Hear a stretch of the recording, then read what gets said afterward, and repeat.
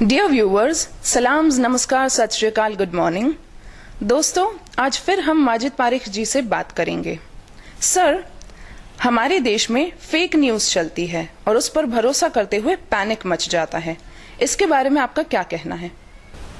अभी अभी की बात है, हमारे देश के होम मिनिस्टर इज्जत माब श्री अमित शाह साहब के बारे में एक फेक न्यूज फैली कि उनकी तबीयत बहुत खराब है, जिसका क्लैरिफिकेशन देने के लिए वो खुद मीडिया में आए और इस फेक न्यूज का उन्होंने खंडन किया।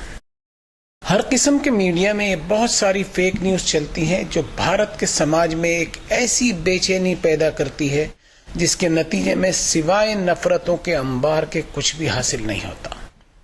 3-4 दिनों में इन फेक न्यूज का खंडन जरूर आता है, लेकिन जो डैमेजेस और तबाही हो चुकी होती है उनको रिकवर कर पाना बहुत मुश्किल हो जाता है।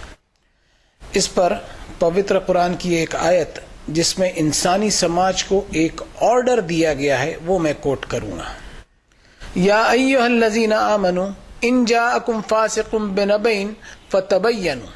ऐ अमन शांति के दावा करने वाले इंसानों, जब कभी तुम्हारे पास कोई बिन भरोसे की खबर आए तो उसे क्रॉस चेक कर लिया करो, उसकी जांच पड़ताल कर लिया करो। अन तुसीबू कौमम बिजहालतिन फतुस्बिहू अला मा फअलतुम नादिमीन। कहीं ऐसा ना हो जाए कि तुम किसी ग्रुप पर या किसी समाज पर अपनी बेध्यानी में कोई कार्रवाई कर डालो और बाद में तुम्हें अपने ही किए पर पछताना पड़े। समाज में अमन और शांति बनाए रखने के लिए संसार के मालिक की तरफ से ये एक आदेश है।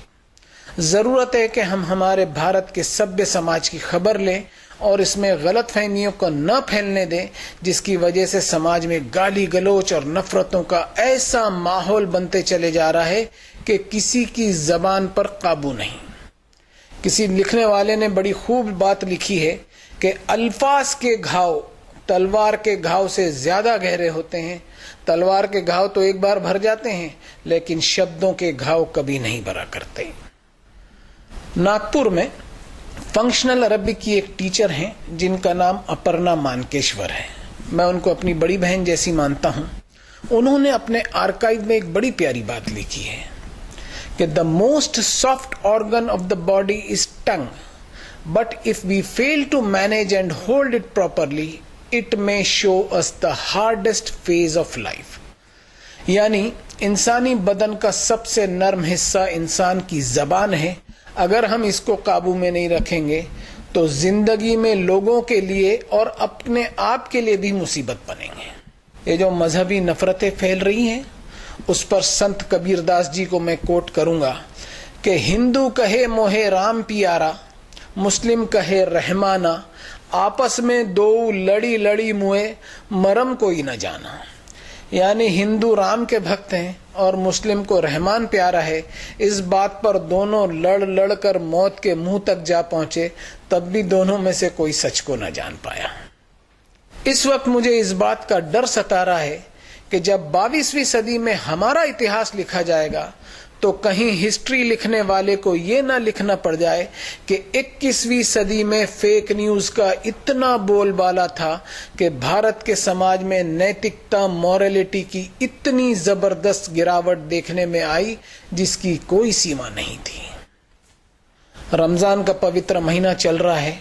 इस महीने एक दूसरे को गिफ्ट और सप्रेम भेंट दी जाती है, तो मैं भारत के वासियों को सप्रेम भेंट स्वरूप 4 ऐसे मोती देना चाहता हूं जो इंसान की सोच को बदलने का पावर रखते हैं। प्रॉफेट मोहम्मद की वाणी है, अहकिम सफीनत फइन्नल बहर अमीक। इंसान, तू अपनी कश्ती को मजबूत बना ले, दरिया बड़ा गहरा है। खफ्फिफ ज़हरक फइन्नल अक़बत कऊद। अपनी पीठ को गुनाहों के बोझ से हल्का कर ले, घाटी बड़ी दुश्वार है। वस्तक्सिर ज़ाद फइन्न सफर तवील।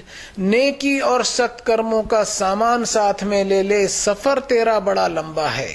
और आखिर में वस्तखलिस फिल अमल फइन्न नाक़िद बसीर।